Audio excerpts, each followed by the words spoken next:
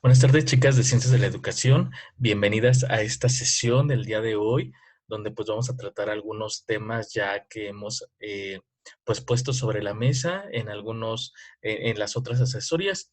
Me parece importante que sigamos en la misma línea, que continuemos con este reflexión en este trabajo que estamos realizando cada 8 días, analizando, reflexionando. Espero que ustedes también lo puedan hacer desde su hogar cuando pues tengan la oportunidad de ver este video en su trabajo, ¿no?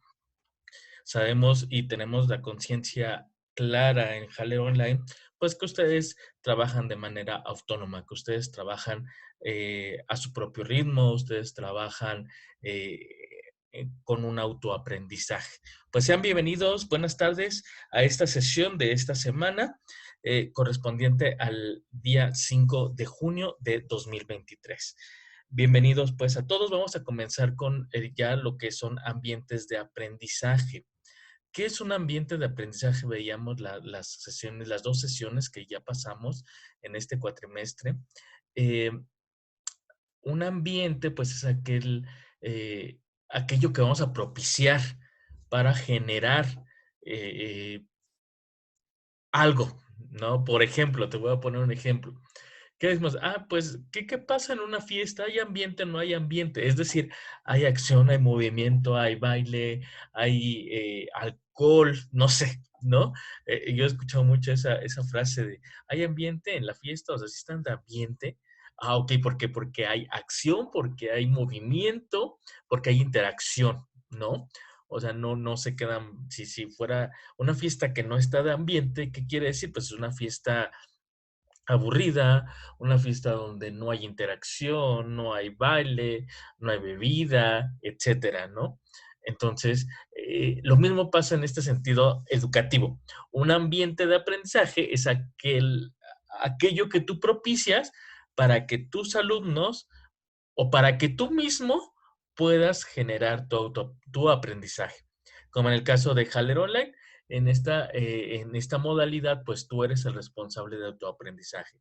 Nosotros como docentes, pues estamos para asesorarte, para guiarte, para comentar estas asesorías, etcétera, ¿no? Por si surge alguna duda, alguna pregunta, alguna situación que se pretenda, o más bien que se tenga que resolver.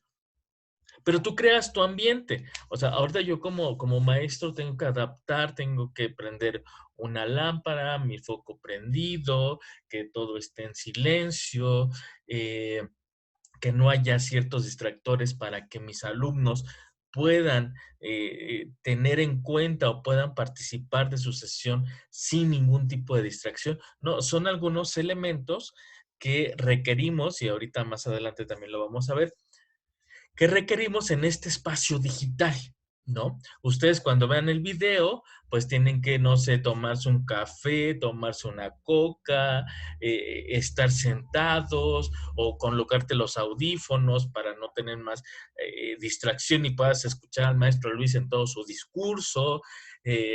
No sé, tú sabrás cómo es el ambiente de aprendizaje que tú vas a generar para adquirir el conocimiento. Yo en este sentido tomo cursos, estoy participando de algunos cursos eh, en línea.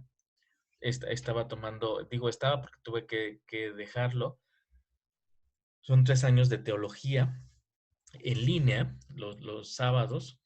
eh, y o sea, obviamente es distinto, ¿no? Es distinta la manera de aprendizaje, pero yo tenía que generar ese ambiente, o sea, en casa pues estaba mi esposa, eh, mi cuñada que vive también con nosotros, etcétera, ¿no?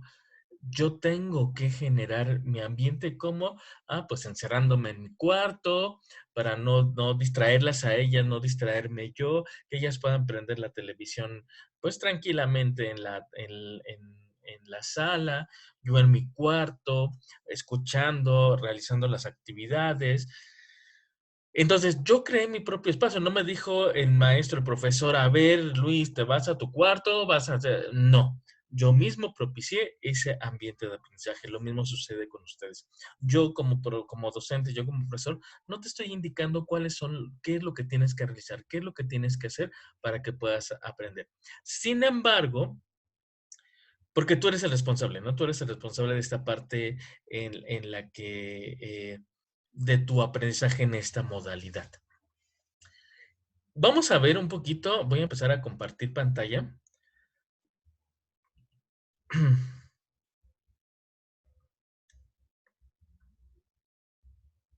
Creo que ya lo pueden ver. Sí, ya lo pueden ver. Muy bien. La clase del día de hoy se titula Espacios Educativos. Ya vimos, ya comprendimos un poquito esta definición de lo que es un ambiente de aprendizaje. Ahora bien, pues ahora vamos a ver los espacios, analizar los espacios que tenemos para precisamente generar un ambiente de aprendizaje. Nos dice, el ambiente de aprendizaje debe favorecer el desarrollo social, emocional, cognitivo y físico de los educandos. Se busca el desarrollo, se busca el desarrollo multidimensional del ser humano. Por ello, Duarte en el 2003 lo define como un escenario favorable al aprendizaje en el que intervienen relaciones con el entorno, recursos físicos, dinámicas, vivencias socioafectivas, actitudes y condiciones para el uso de los recursos, su disposición espacial y los momentos de las interacciones que promueven el aprendizaje. Fíjate qué interesante todo esto que menciona aquí la definición. Porque aparte de que yo te mencionaba ahorita en un principio que es importante que si creemos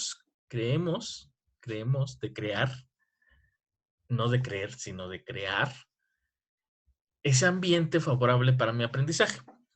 Uno como docente, pues tiene que crear ese ambiente para que tus alumnos aprendan, para que mis alumnos aprendan.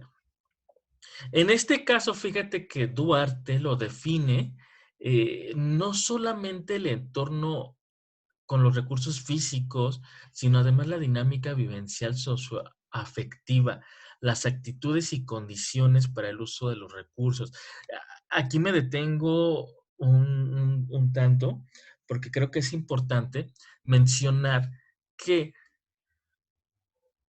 también como parte de este ambiente de aprendizaje, fíjate lo que menciona, también revisar, checar, estar al pendiente de las dinámicas vivenciales socioafectivas.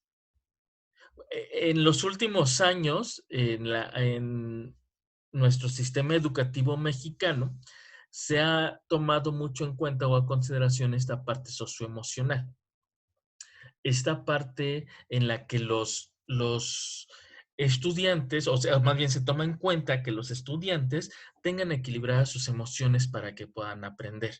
Y esto es algo muy cierto. Lamentablemente, no podemos hacer más allá o más de lo que podamos hacer los maestros desde el aspecto educativo que nos corresponda. O sea, no podemos hacer más de lo que nos corresponde. ¿A qué voy en este sentido? Sabemos o te vas a enfrentar tú cuando estés frente a grupo en estas situaciones de padres divorciados, padres separados, problemas económicos, eh, tantas situaciones que le impiden al alumno desarrollar todas esas habilidades, eh, que le impiden al alumno de alguna manera comprender, analizar, aprender. Todos tienen la misma capacidad, o sea, en un grupo, salvo si hay alguna situación, ¿no?, cognitiva, en la que el alumno, pues, por aspecto físico, se le dificulta un poco más el aprendizaje, pero bueno, hay formas de poder aprender o de poder enseñar. Eh, Todos tienen la misma capacidad, pero también depende de su estado emocional. Yo por más que me volteo de cabeza y le quiero por muchos métodos, recursos didácticos, eh, metodologías, estrategias para que mi alumno aprenda, si él en el salón de clases solamente va a estar pensando en que mi papá ya se quedó sin trabajo, en que mi mamá no tiene ni para hacer de comer, o la enfermedad de tal, de mi tía, de mi tío. En la época de la pandemia fue muy, muy duro, muy complicado, eh, las sesiones, las clases, y no solamente por el aspecto virtual que muchos de los maestros no estaban acostumbrados a utilizar, sino por el aspecto emocional de los niños.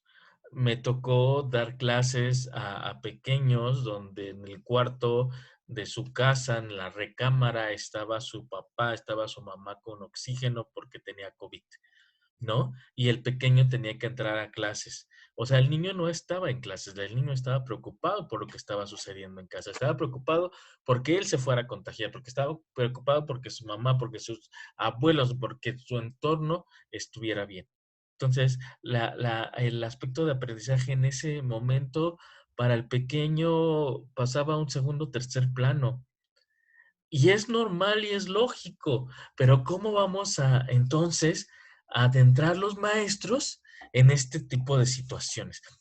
Pues vuelvo a lo mismo y lo que recarga Duarte es propiciar ese ambiente. O sea, tú ya sabes que en ese momento el niño no te va a poner atención. Tú sabes que el niño no va a estar concentrado.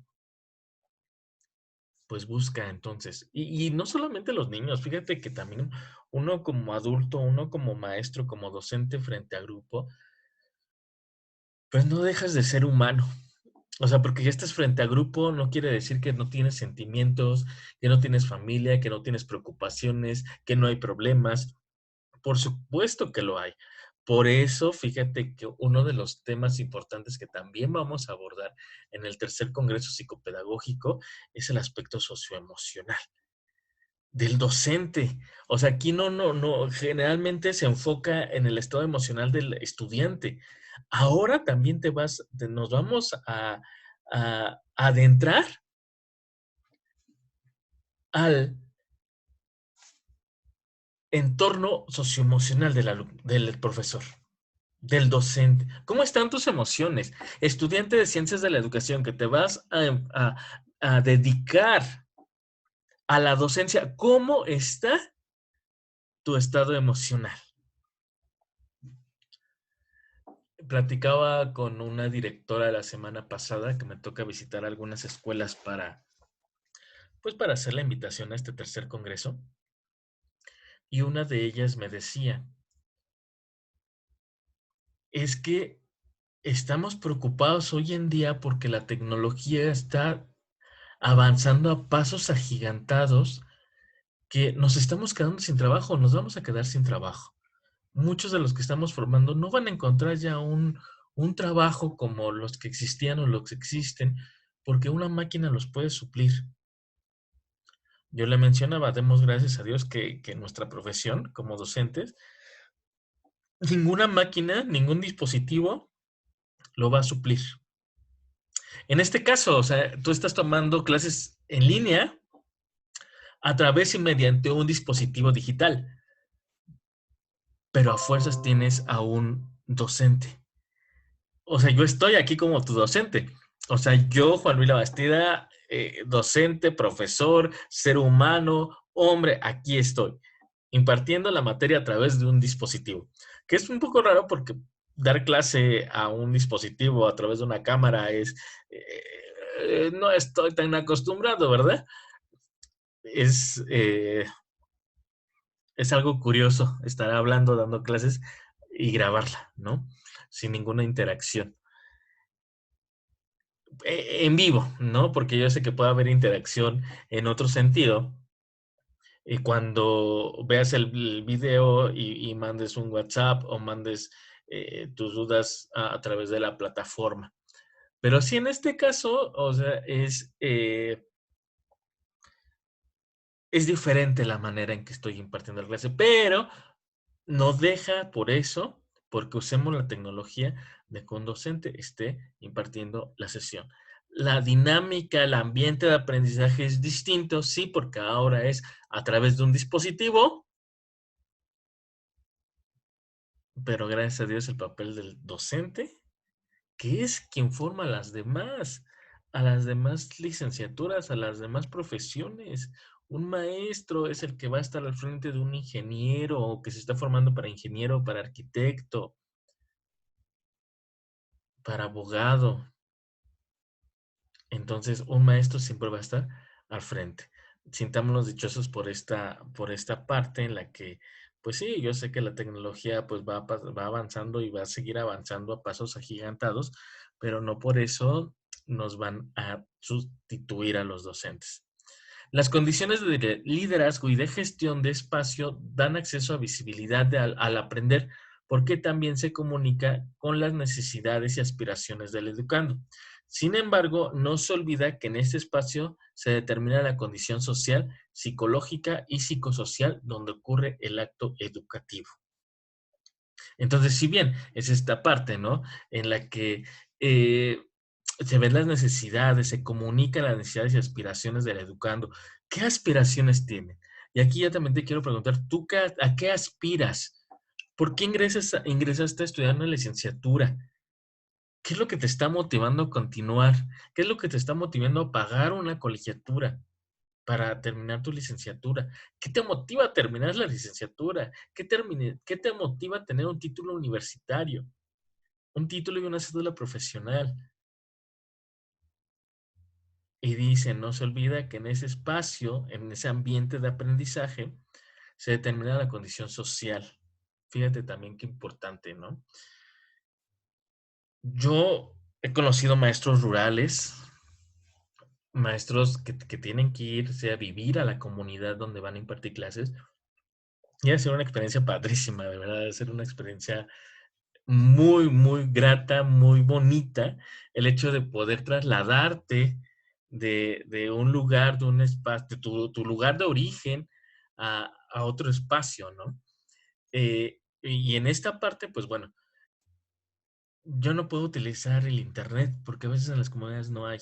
Entonces, mi ambiente de aprendizaje, lo que tengo que hacer, no solamente tiene, o no más bien, no va a ir encaminado hacia lo digital, hacia la tecnología, que si bien yo puedo conseguir o puedo utilizar o puedo conseguir los medios, pero no tiene que ir enfocado a eso. Tengo que tener una realidad, tengo que saber cuál es mi realidad y a partir de ahí, entonces sí, crear, ¿no? A través de en tu secuencia didáctica, en tu planeación, pues ir plasmándolo. En psicología nos toca a veces ser psicólogos, de verdad, escuchar a nuestros alumnos, escuchar sus necesidades, escuchar lo que sienten. Eso es muy, muy importante que lo podamos tomar o considerar. Ahora bien, en esta parte quiero que hagas un análisis, un análisis que es interesante y no quiero que con esto, híjole, vayan a decir, entonces me paso a presencial, entonces en línea no sirve. No, vas a hacer un cuadro comparativo, vas a hacer un cuadro comparativo entre dos ambientes de aprendizaje, el presencial y virtual. Coloca los beneficios y desventajas de cada uno. ¿Cuáles son las ventajas de estudiar de manera presencial y cuáles son sus desventajas? ¿Cuáles son las ventajas de estudiar de manera presencial y cuáles son sus desventajas? Les dejo un pequeño video, unos minutitos, que también viene en plataforma para que podamos de alguna manera también saber y conocer de lo que trata esta tarea. Denme un segundito para compartir audio porque no le puse. Listo. Apago mi cámara y mi micrófono. Espacio educativo. Está formado por una multiplicidad de escenarios, agentes que desde distintos ámbitos, instituciones, entidades, ejercen directa o indirectamente una función educadora, de muy diversa índole. Puede ser un lugar físico, como sucede en el aula tradicional presencial, o puede ser un ambiente telepresente virtual. El espacio puede ser físico o social dentro de la educación presencial. Las burbujas espaciales se refieren a bibliotecas, aulas, talleres, centros de cómputo, etc. Para el caso de la educación virtual, tenemos el sitio de Internet, la red digital o el lugar donde se encuentra la biblioteca virtual, los buscadores de información, la televisión, la radio, entre otros. Aula presencial. Está comprendida como un lugar acotado llamado salón de clases, dentro de otro más grande edificio o campus, en donde los protagonistas interactúan presencialmente por una vía pasiva o activa llamada grupo escolar. En este tipo de aula se hace uso del habla y del cuerpo como instrumentos expresivos y del oído y la vista como medios receptivos. Aula virtual es un lugar acotado a un soporte tecnológico, ya sea radio, televisión, redes digitales, etc., dentro de otro espacio construido por todos los participantes, llamado comunidad del aprendizaje, en donde los protagonistas no están presentes, pero se encuentran vinculados a través de un medio tecnológico. El carácter traductor de los medios tecnológicos permite transmitir los contenidos educativos con mayor amplitud y rapidez a través del tiempo y espacio.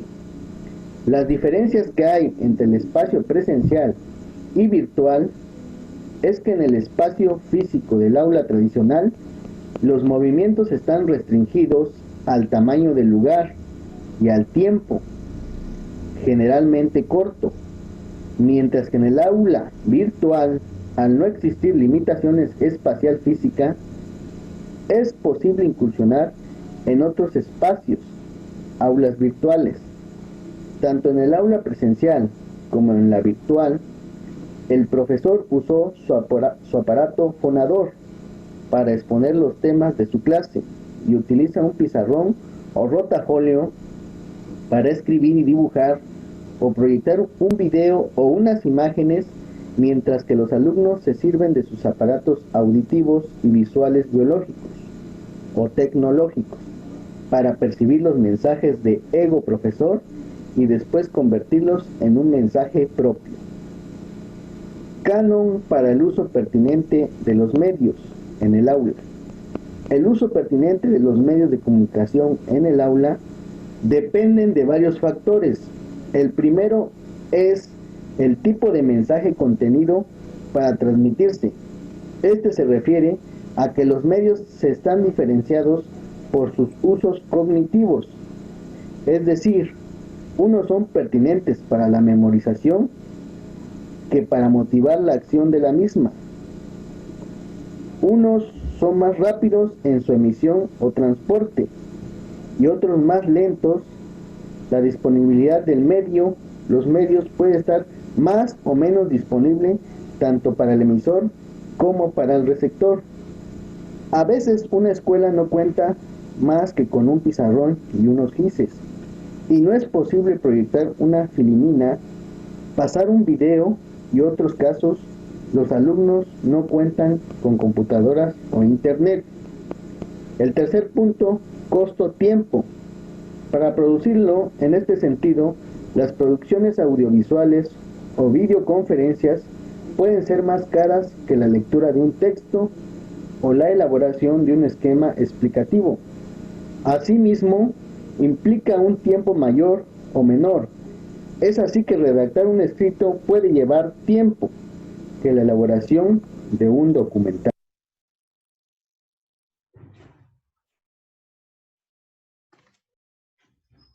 Muy bien, pues aquí ya está como un poquito más claro lo que les mencionaba hace un rato, ¿no? Esta parte de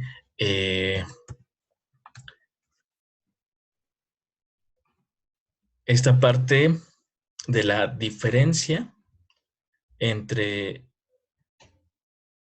estudiar de manera presencial a estudiar de manera virtual. Entonces, bueno, aquí queda esta parte para que hagan su tarea, su trabajo y puedan entregarla para la próxima semana. Muy bien, denme oportunidad de quitar el video.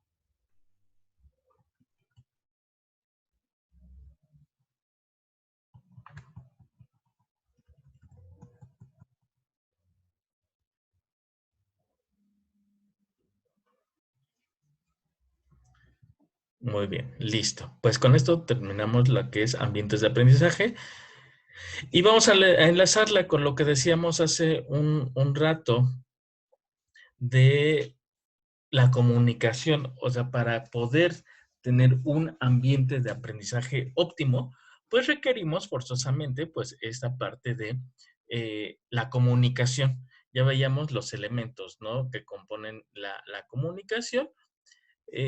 Y que para que sea efectiva mi comunicación necesito saber, conocer si el que me escuchó, el receptor, pudo recibir o recibió la información de manera adecuada, ¿vale? Entonces, tomando en consideración, tomando en cuenta esto, vamos a ver entonces qué relación hay entre educación y comunicación. No veíamos hace un rato en el video que pues la comunicación de manera digital pues es diferente a un aspecto presencial, pero no deja de ser comunicación. Ahora, ¿qué tiene que ver la comunicación dentro de la educación? Vamos a leer algunas definiciones de autores como Freire, que nos dice, fíjate bien lo que nos dice. Bueno, ¿quién fue Freire? Fue iniciador de muchos de los procedimientos educativos que hoy manejamos y, sobre todo, impulsor ideológico de la educación para la libertad y el cambio social. Qué interesante esto, la educación para la libertad. ¿Cómo se interpreta y aplica hoy la metodología de Paulo Freire y su concepción ideológica en una época en la que predomina la comunicación auditiva visual en ocasiones y cuando nos movemos y entramos en las redes sociales? Ah, qué interesante y qué fuerte, sobre todo fuerte, ¿no? Hoy en día la forma de comunicarnos también ha evolucionado. Fíjate lo que dice Freire, otro autor, ¿no? Aparicio Guaudas, perdón. Considero que en los planteamientos educativos de Paulo Freire, haciendo alusión a él, la comunicación es en sí una de las variables fuertes que le hacen acentuar, por una parte, que el proceso educativo es alguna cosa más que él quería hacer más grande la presentación. Permíteme. No, recorte no.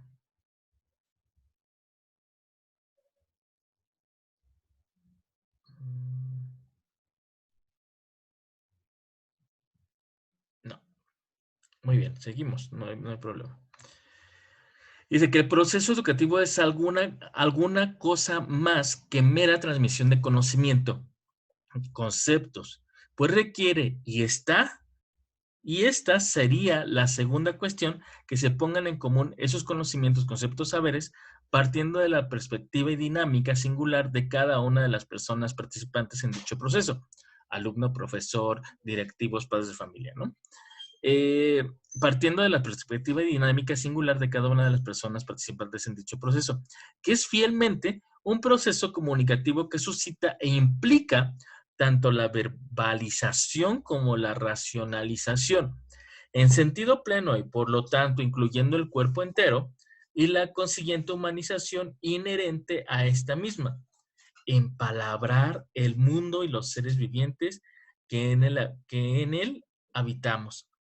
En palabras de Dush, mediante un acto comunicativo que deviene mediante un acto comunicativo que deviene educativo y que invita a compartir e interactuar con los y las otras participantes en el quehacer educativo.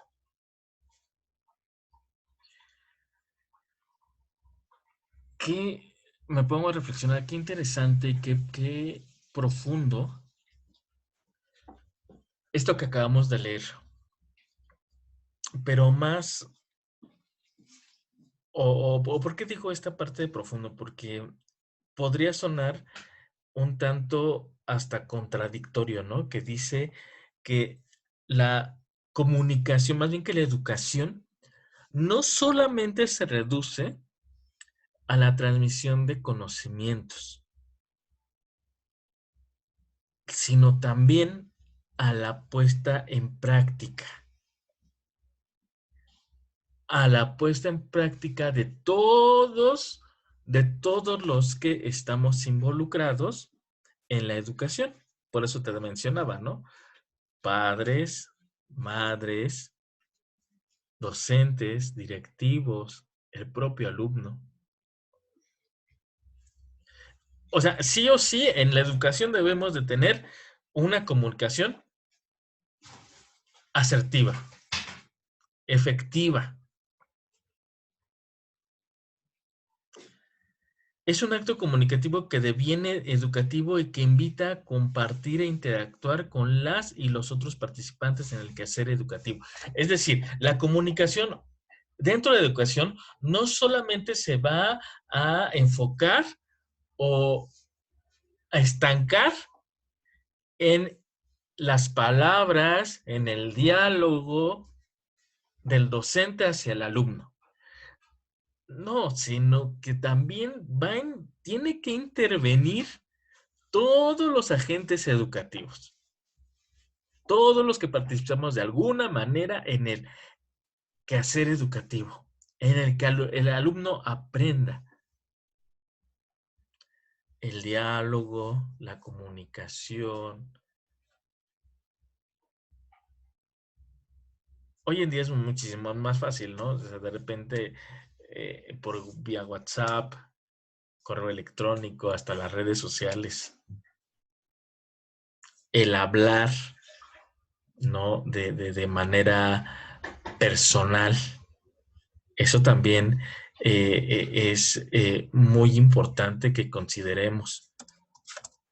Déjenme cambiar el nombre porque dice Jorge Alberto Becerra y él no está ahorita con nosotros, entonces ya lo cambio. Listo. En este sentido, pues todos debemos de tener y aceptar la responsabilidad que a cada uno de nosotros nos corresponde en el ámbito educativo. Reflexionando con algunas compañeras de primer año, ¿no? Mencionábamos que es preocupante les preocupaba mucho esta parte de que los alumnos no alcanzaron ya ahorita al finalizar este ciclo a algunas sílabas, ¿no? A conocer o a presentarles esas sílabas. Pero los 4 grados o 3 grados de esa primaria pues están en la misma situación. Y no porque no hayan querido, porque no, sino por muchas circunstancias, ¿no? Que también afectan este proceso comunicativo dentro de la educación. Entonces, y hay chicos que no alcanzaron a leer. Ya a estas alturas de primer año, y tú puedes decir, ¿qué hizo la maestra? Ojo, no nada más depende de la maestra. Depende de todos esos agentes y la comunicación que exista, el diálogo que exista menciono diálogo como sinónimo de comunicación, para cumplir una meta, para cumplir un objetivo. ¿Qué es cuál? Que el alumno logre leer. No puede ser posible, o es curioso que dentro del mismo grupo de 30, 20, 25 sí hayan aprendido a leer, a sumar y a restar, y otros 5 no. ¿Qué falló? Bueno, ahí falla entonces un diálogo de todos los agentes que intervenimos en la educación del niño. Yo hago mi parte, papá, mamá tienen que hacer su parte en casa. Entonces, por eso es que este autor pues está invitando, ¿no? De alguna manera a no quedarnos solamente que la educación y la comunicación se tienen que dar dentro de un salón de clases, dentro de un aula. No, sino va más allá. ¿Qué dice Ferreira, este autor? No hay educación sin comunicación. por lo que la comunicación es básica en los planteamientos educativos de Freire. Propone una comunicación de ida y vuelta entre educadores y educandos. Mutuamente se educan mediante el diálogo en el cual se establece proceso educativo. Proceso educativo. En la educación, el educador no es el que da y el educando el que recibe pasivamente, sino que ambos son agentes activos del acto educativo. Ambos dan y ambos reciben en esa comunicación dialogal. Muy completo. Creo que sobra mencionar más de lo que ya Ferreira nos está diciendo. Quiero completar con esto. Fíjate también lo que dice. Freire inició su camino educador utilizando imágenes, dibujos, fotos cercanas a la realidad de los grupos humanos con los que realizaba las tareas. Es decir, el docente, el maestro, sí o sí tiene que ser creativo. Tiene que ingeniárselas para que entonces el alumno, a partir de su realidad, a partir de lo que también el maestro está comunicando o quiere comunicarle, haga uso de muchas estrategias, de muchas técnicas para que el alumno de verdad pueda adquirir ese aprendizaje. Pero sí o sí, el docente siempre tiene que ser creativo. Hoy tenemos la facilidad, tenemos más con muy accesible ya muchos materiales. Yo recuerdo que hace 10 años, más bien ya 12 años, 12, 13 años que iniciaba en este camino de la docencia, nos pedían hacer un periódico mural, ¿no? Para la escuela. Y teníamos que recortar, teníamos que buscar revistas, teníamos que buscar. Todavía no estaba el internet como está hoy en día. Uno y dos, no había ya esos periódicos murales que ya venden como monografías enormes, ¿no? Donde ya viene la información, donde ya puedes imprimir. No lo había y teníamos que ingeniárnoslas para poder sacar adelante ese trabajo. Hoy en día ya yo como de verdad me costaba mucho trabajo. Me gusta mucho bailar, pero no me gusta poner pasos a un bailable. Y en una institución, en un colegio donde me tocó trabajar, tenía yo que poner un bailable. Pero hoy en día es muchísimo más fácil. Ves videos en YouTube, ¿no? Suben muchísimos y de ahí voy a sacar los pasos y de ahí los iba sacando, ¿no? Entonces, sí o sí, el docente también tiene que ser creativo para poder comunicar. Depende también la edad, ¿no? Yo, la verdad, no me... Bueno, sí, sí he trabajado con pequeños de preescolar. Algunas horas. Yo trabajé en un colegio por horas, donde les daba clases de computación a los pequeños y estuve como coordinador académico. ¿Cómo le hacen las maestras de preescolar para comunicarse con sus pequeños? Es muy complicado, pero bueno, también ellas están formadas para eso, ¿no? Muchas de las normalistas, ustedes como licenciadas en ciencias de la educación también deben de tener esa preparación o de estar conscientes de que en algún momento podría ocurrir, ¿no? Que nos tocaran esos grados pues bajos. ¿Cómo te vas a comunicar con ellos? Les cuento así rápido una experiencia. Les daba las clases de computación, yo les pedía a los pequeños, sube el mouse. Y lo que ellos hacían literal era subir el mouse, ¿no? O sea, subirlo así para arriba. Vaya la redundancia, para arriba. ¿Qué es lo que yo te quería dar a entender? Que subieran el cursor de la pantalla. Hay que tener cuidado con lo que, o cómo nos comunicamos con los pequeños de preescolar. Todavía lo toman literal. Y fue una experiencia para mí. O que los pequeños de primero se te quedan viendo, como estás más alto que ellos, pues obviamente, pues se te quedan viendo y así como que no entendí nada de lo que dijiste, ¿no? Porque el lenguaje es distinto. Y es curioso porque pues siendo docente universitario, de repente dar clases de preescolar, pues es como complicado, curioso esa situación porque la comunicación varía, la comunicación forzosamente tiene que ser diferente. Entonces, bueno, ya vimos estas dos dos perspectivas de una realidad de un autor de Freire, cómo lo parafrasean, por llamarlo de alguna manera, a este autor con respecto a la educación y la comunicación. A veces dentro de la comunicación podemos tener limitantes y lo vamos a ver también más adelante. Por ello, a partir de lo leído y lo reflexionado, para tarea vas a describir en 200 palabras. No quiero más de 200 palabras. Quiero exactamente, ni más ni menos, quiero exactamente las 200 palabras. Me vas a contestar, no se vale cortar y pegar. De lo busco en internet y lo corto y lo pego y nada más checo el número de palabras. Quiero tus palabras. Quiero tu redacción. Uno se da cuenta, chicos, de verdad, uno se da cuenta. El cuatrimestre pasado, de verdad me llevó una decepción de que muchas de las tareas solamente eran cortadas y pegadas. Yo entiendo que hay poco tiempo, yo entiendo que está en una modalidad de tu propio ritmo, eso lo entiendo. Lo que no entiendo es que entreguen trabajos de esa manera. Entonces, me vas a contestar con tus propias palabras. Espero que quede, o tal vez no quedó claro, ¿no? Hablando de comunicación, posiblemente no nos damos a entender. Entonces, hoy quiero que quede claro que quiero 200 palabras, no quiero cortar y pegar, quiero que sean tus respuestas. Es un reto que les pongo porque en muchas ocasiones esto también nos va a pasar. Usa sinónimos, no repitas palabras. Nuestro idioma es tan rico en palabras, en vocabulario, y lo reducimos muchísimo o lo queremos cambiar. ¿Cuál es la relación entre educación y comunicación? ¿Por qué es importante abordarla? ¿Cuál? La comunicación y la educación. Argumenta con los autores mencionados. Recuerda enfocar la comunicación desde el aspecto interpersonal y la inserción de los medios masivos. Esto de los medios masivos también lo vamos a ver más adelante, pero quiero que hacerles solamente una introducción.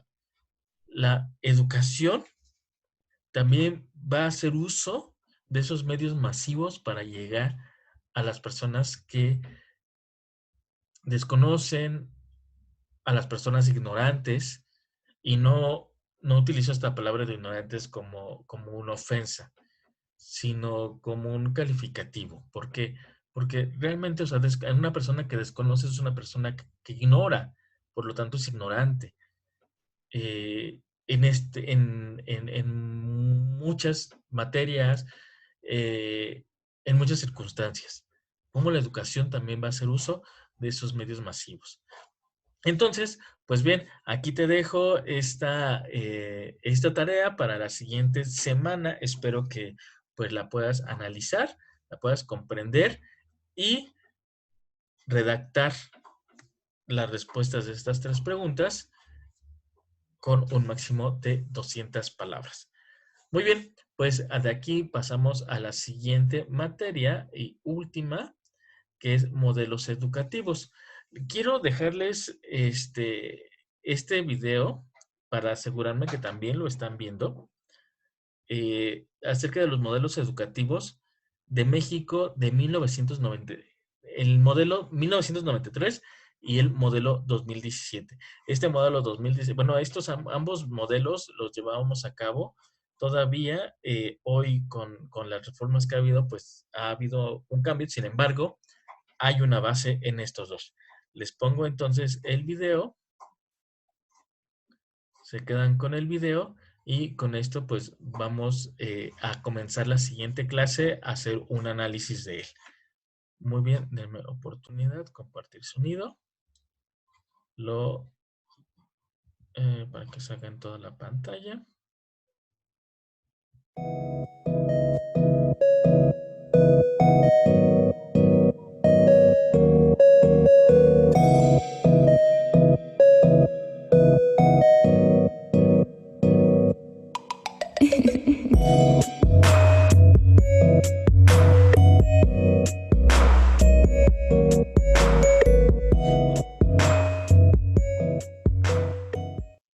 La reforma educativa de 1993 en México. Dados los pobres resultados obtenidos en pruebas de aprendizaje en las décadas de los 80s, los 70s y anteriores, integrantes del Centro de Investigación de Clase Mundial, creado en 1961 por decreto presidencial, el CINVESTAF, organizaron propuestas para modificar los programas de estudio, que fueron incorporados en la reforma educativa durante el sexenio del presidente Carlos Salinas de Gortari. Desde la perspectiva de estos investigadores, se consideraba que una de las causas fundamentales de la baja calidad de la educación había sido la estrategia de enseñanza tradicional, en la que subyace la concepción de que los niños aprenden a través de recibir informaciones, mismas que deben ser repetidas hasta que se dominen. Con la expedición del Acuerdo Nacional para la Modernización de la Educación Básica en 1992, México inició una profunda transformación de la educación y reorganización de su sistema educativo nacional, que dio paso a reformas encaminadas a mejorar e innovar prácticas y propuestas pedagógicas, así como una mejor gestión de la educación básica. Para terminar con la pobreza en el aprendizaje, se propuso un nuevo enfoque que se sustenta en resultados de investigaciones educativas desarrolladas en México y en el extranjero, así como en proyectos de desarrollo curricular, todos ellos basados en corrientes constructivistas del aprendizaje. En noviembre de 1992, el Ejecutivo Federal presenta una iniciativa de reforma al artículo 3 constitucional.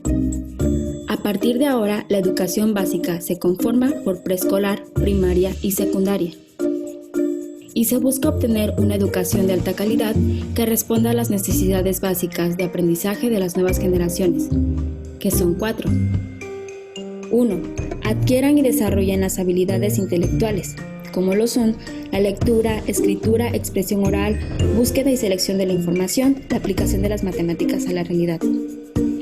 2. Que adquieran los conocimientos fundamentales para comprender los fenómenos naturales, en particular los que se relacionan con la preservación de la salud, con la protección del ambiente y el uso racional de los recursos naturales. 3. Que se formen éticamente mediante el conocimiento de sus derechos y deberes y la práctica de valores en su vida personal, en sus relaciones con los demás y como integrantes de la comunidad nacional. 4. Que desarrollen actitudes propicias para el aprecio y disfrute de las artes y del ejercicio físico y deportivo. Pero, ¿qué acciones se tomaron ante estas reformas? Renovación de los libros de texto, nuevos materiales educativos, programas permanentes de actualización y de un sistema de estímulos, apoyo compensatorio, descentralización de los servicios educativos a la autoridad estatal.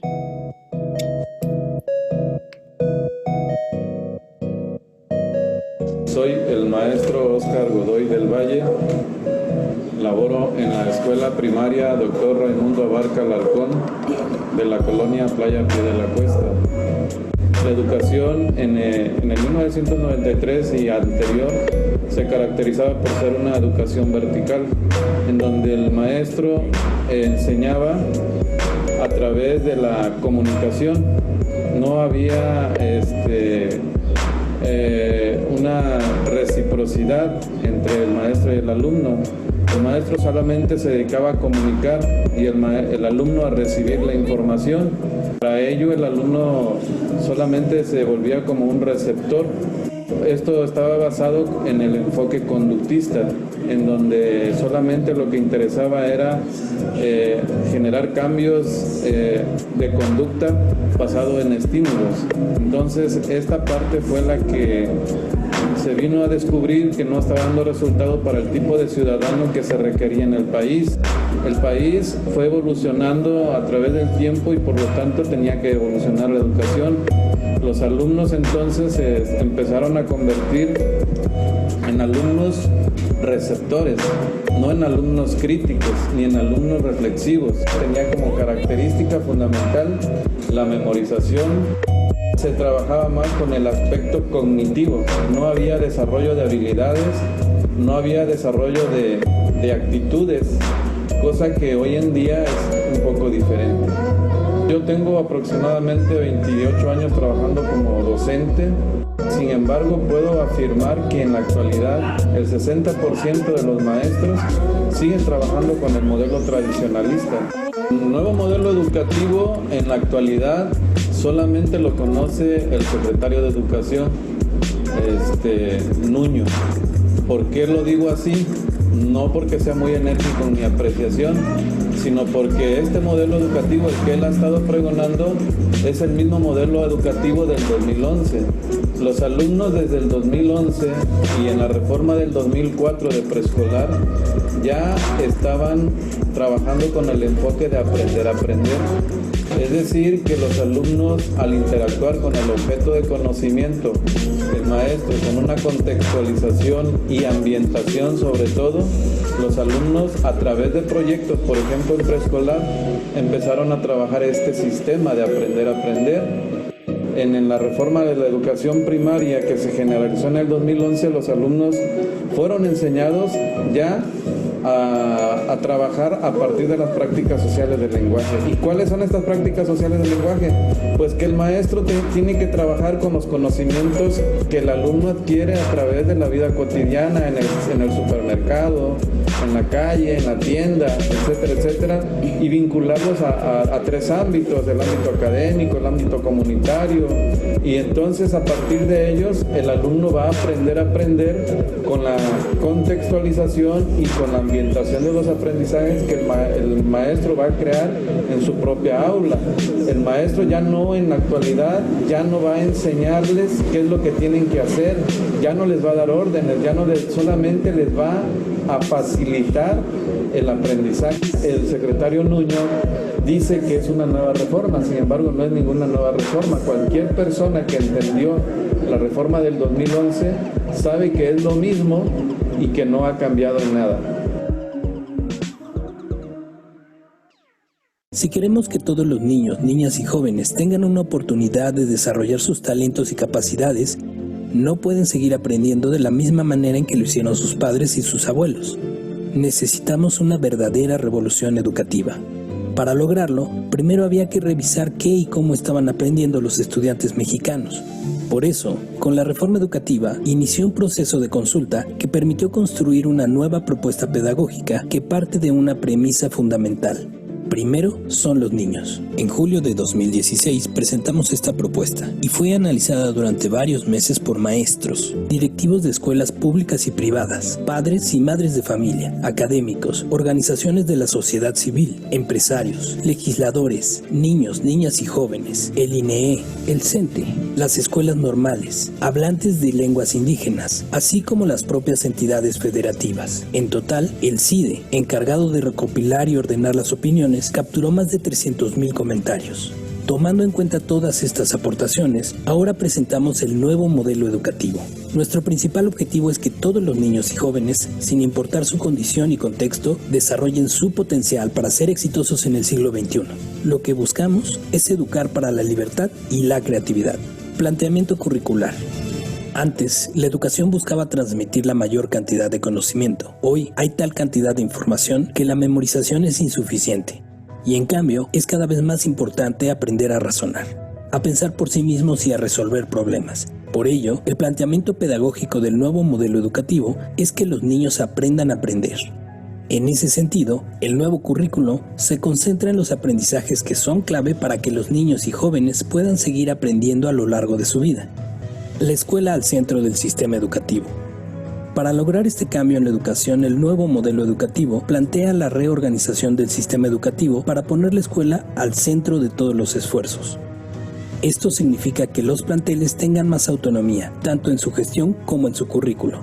De este modo, cada comunidad escolar puede encontrar la mejor forma de desarrollar el máximo potencial de sus alumnos. Formación y desarrollo profesional docente. Esto también implica profesionalizar la labor docente, porque los maestros son el actor más importante para este cambio. Ellos son quienes están en las aulas todos los días, quienes guían e inspiran a sus alumnos. Por eso, el nuevo modelo educativo plantea un sistema profesional docente con reglas claras, basado en el mérito, en el cual los mejores estudiantes se vuelven maestros. Una vez en funciones, se evalúan periódicamente, los más destacados reciben reconocimientos y todos tienen acceso a una formación continua, pertinente y de calidad que les ayuda a mejorar su práctica cotidiana. Equidad e inclusión. Al mismo tiempo, el nuevo modelo busca romper los nudos de desigualdad en el sistema educativo para que todos los niños, niñas y jóvenes, independientemente de su género, origen, contexto o discapacidad, tengan la oportunidad de desarrollar su máximo potencial. La equidad y la inclusión deben ser principios transversales en todo el sistema educativo. La gobernanza del sistema educativo. Finalmente, el nuevo modelo reconoce la pluralidad de actores involucrados en la educación y la necesidad de que se coordinen de manera efectiva para que su participación tenga el mayor impacto. El gobierno federal, las autoridades educativas locales, el INEE, el CENTE, los maestros, los padres de familia, la sociedad civil y el poder legislativo. Hacer realidad esta revolución educativa es un proceso gradual y complejo. Debe desarrollarse de manera participativa.